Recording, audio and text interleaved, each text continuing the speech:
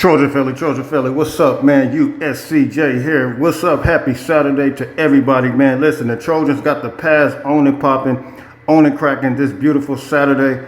And listen, man, they have multiple recruits here. I want to show you some highlights of the day. The pass was absolutely cracking. They had a drill going on, and it was straight up go time. But here's what I want to talk about real briefly. I want to talk about the top head coaches per ESPN, which is ridiculous. We'll take a look at that. But then we also want to talk about the current signee, Carline Jones, who happens to be down there. You guys know I had him on my show, interviewed him. But Carline Jones, man, just to give you guys a better perspective, he's a 4-star defensive tackle. Look at him standing next to Coach Henne this weekend, man. This gives you a better perspective of how big Carline Jones is. He'll be here in June. I talked to him the other day, and he said, man, I'm impatient. I said, big dog, it's coming.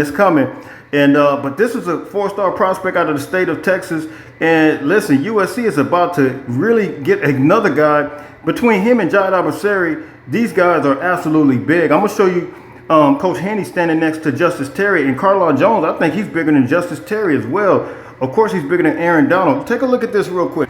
So here you see Justice Terry, and you see him next to Coach Henne. But if you look at Carline Jones and next to Coach Henne, it's a big difference, man. I don't think people realize how big and how special this kid Carline Jones is. Very underrated, 4-star 2024 prospect. So, and also want to take a look at this, and you see Coach Henne next to Aaron Donald as well. But let's take a look at some practice highlights real quick.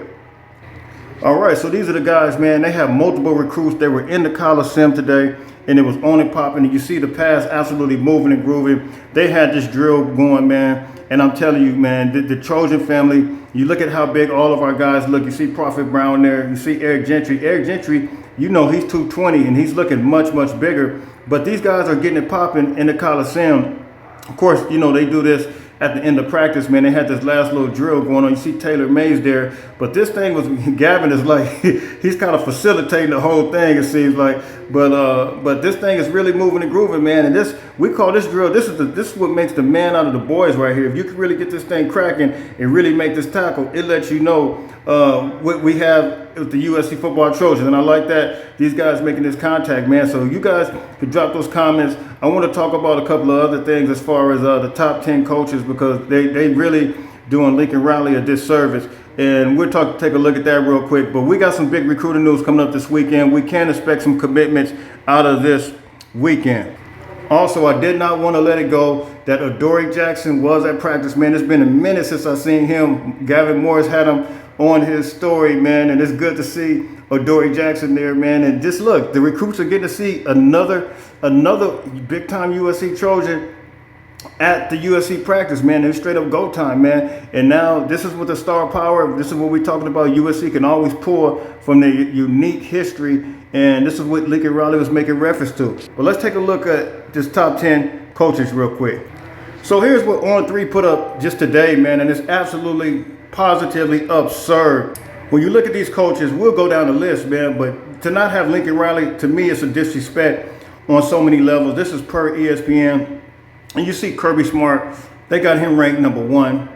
You see, and rightfully so, I give him number 1 all day. But then you see Kalen DeBoer, number 2. I don't necessarily agree with that. He's only had, I think he's one of the up-and-coming coaches, but I don't think Kalen DeBoer is going to be number 2. Then you see Kyle Willingham. I could argue that he's a top 5 coach easy. You guys know I'm very high on him, number 3. And here's the other part. If this is based on what have you done for me lately, Dabo Swinney's definitely not in the mix. If it's based on history, you got to put Lincoln Riley in there. If it's based on history current now, I don't think you have to put Lincoln Riley in there as well, because last year he had a great year. This year he didn't, but you still have Dabo Swinney. What makes Dabo Swinney still the current best coach right now as the number 4 coach in the country? It's ridiculous. Mike Norvell, I'll give it to him. He's a good coach. Dan Lennon has done absolutely nothing. Dan Lennon has not won the Pac-12. He has not won a championship. He did the same thing that Lincoln Riley did last year, which was go to the Pac-12 championship and lose. So what makes him the number 6 best coach in the country? This is all per ESPN, by the way. Steve Sarkisian, he had one good year. Last year they lost against Washington in the bowl game, and they lost against Washington again this year. So, that's 2 years in a row they lost against Washington, against Kalen DeBoer. So does that make him the best coach? Now, if you want to argue that the recruiting is going well, you can. But you can't argue that he's one of the best coaches right now. You look at Lane Kiffin. Is he one of the best coaches? I think it's kind of early right now to put him there, but they got him at number 8. And then Lance Lupo from Kansas, they got him ranked right now as the 9th best coach, which is crazy. He's only been there, just the second year. So I really think, man, Ryan Day sitting there at number 10. So, man, drop those comments. You guys can tell me what you think. I have no problem with Ryan Day being at number 10, but I think he has the same type of record as Lincoln Riley. Been to the playoffs, a couple of times, just like Lincoln Riley. But to not have Lincoln Riley in there at all, I think this is the most absurd thing I've ever seen in my life.